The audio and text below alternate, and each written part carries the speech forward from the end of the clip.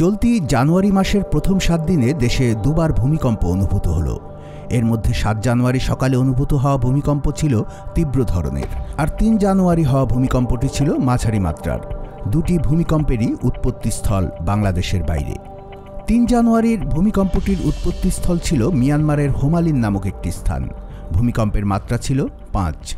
আর 7 জানুয়ারি সকালে অনুভূত হওয়া ভূমিকম্পটির উৎপত্তিস্থল নেপালের সীমান্তবর্তী তিব্বতের ডিংরি কাউন্টি। রিক্টার স্কেলে ভূমিকম্পটির মাত্রা 7.1। এক সপ্তাহে দেশে দুবার ভূমিকম্প অনুভূত হওয়ার বিশেষ কোনো তাৎপর্য আছে কি? আবহাওয়া অধিদপ্তরের ভূমিকম্প পর্যবেক্ষণ ও গবেষণা কেন্দ্র বলছে, যে দুটি ভূমিকম্প গত 7 দিনের মধ্যে হয়ে গেল, ওইসব এলাকায় বেশ কয়েকটি সক্রিয় ফল্ট লাইন রয়েছে।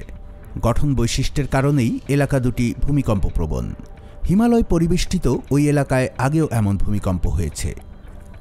তবে বিশেষজ্ঞরা বলছেন, বাংলাদেশে কোনো হতাহত না হলেও এটি ভবিষ্যতে সম্ভাব্য বড় মাত্রার ভূমিকম্প মোকাবিলায় প্রস্তুত হবার দিকেই মনোযোগ আকর্ষণ করছে।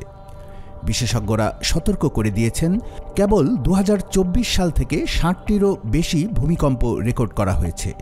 এখানকার ঘনবসতি, পুরনো অবকাঠামো এবং বিল্ডিং কোডের দুর্বল প্রয়োগ এই বিপদগুলোকে আরও বাড়িয়ে তুলছে। অবিলম্বে পদক্ষেপ না নেওয়া হলে ভবিষ্যতের জন্য হয়তো একটি ভয়াবহ দৃশ্য অপেক্ষা করছে। অনেক আগে পৃথিবীর সব স্থলভাগ একত্রে ছিল। পৃথিবীর উপরিভাগ কতগুলো অনমনীয় প্লেটের সমন্বয়ে গঠিত বলে ধীরে ধীরে তারা আলাদা হয়ে গেছে। এই প্লেটগুলোকেই বিজ্ঞানীরা বলেন টেকটনিক প্লেট। টেকটনিক প্লেটগুলো একে অপরের সঙ্গে পাশাপাশি লেগে থাকে। কোনো কারণে এগুলোর নিজেদের মধ্যে সংঘর্ষ হলেই তৈরি হয় শক্তি। এই শক্তি সিসমিক তরঙ্গ আকারে ছড়িয়ে পড়ে। যদি তরঙ্গ শক্তিশালী হয় তাহলে সেটি পৃথিবীর উপরিতলে এসে পৌঁছায়, আর শেষ পর্যন্ত যদি যথেষ্ট শক্তি থাকে তাহলে সেটা ভূত্বককে কাঁপিয়ে তোলে। এই কাঁপুনিই মূলত ভূমিকম্প।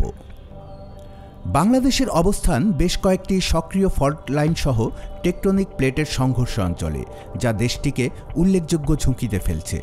ঐতিহাসিকভাবে এই অঞ্চলে বিধ্বংসী 5টি বড় ভূমিকম্প হয়েছে 1859 থেকে 1930 সালের মধ্যে, রিক্টার স্কেলে, যার মাত্রা ছিল 7.0। এরপর থেকে উচ্চমাত্রার ভূমিকম্প স্তিমিত হয়ে আসছে। বিশেষজ্ঞরা সতর্ক করে দিয়েছেন, ভূমিকম্পের বড় ধরনের বিপর্যয়ের আগে এই নীরবতা থাকতে পারে। ভূমিকম্পে বিশ্বের সবচেয়ে ঝুঁকিপূর্ণ 20টি শহরের তালিকায় ঢাকা অন্যতম। 2018 সালের এক জরিপে দেখা গেছে, রাজধানীর ঘনবসতি এলাকাগুলোর বেশিরভাগ স্থাপনাই কাঠামোগত ও নকশার মান পূরণে ব্যর্থ হয়েছে। চট্টগ্রাম, পার্বত্য চট্টগ্রাম ও সিলেটের জৈন্তাপুর চরম ঝুঁকিপূর্ণ অঞ্চল হিসেবে চিহ্নিত করা হয়েছে। এসব এলাকায় একটি উচ্চমাত্রার ভূমিকম্প ঢাকার জন্য অকল্পনীয় মাত্রার বিপর্যয় ডেকে আনতে পারে।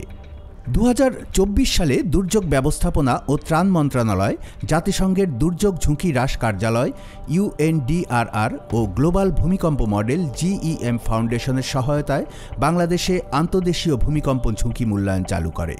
এর মাধ্যমে ভূমিকম্পের মতো দুর্যোগ ব্যবস্থাপনায় দুর্বলতাগুলো প্রকাশ করা হয় এবং সুপারিশ তুলে ধরা হয়।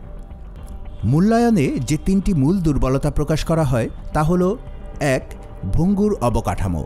হাসপাতাল, জরুরি স্থাপনা এবং সরকারি দপ্তরগুলো এমন কাঠামোর মধ্যে রয়েছে যা ভূমিকম্প সহনীয় নয়। 2. নগর পরিকল্পনায় ঘাটতি। বিল্ডিং কোডের দুর্বল প্রয়োগ এবং দ্রুত অপরিকল্পিত নগরায়ন ঝুঁকি বাড়াচ্ছে। 3. জনসচেতনতার ঘাটতি। ভূমিকম্পে তাৎক্ষণিক করণীয় বিষয়ে নাগরিকদের কম বোঝার কারণে প্রাণহানি বাড়ে।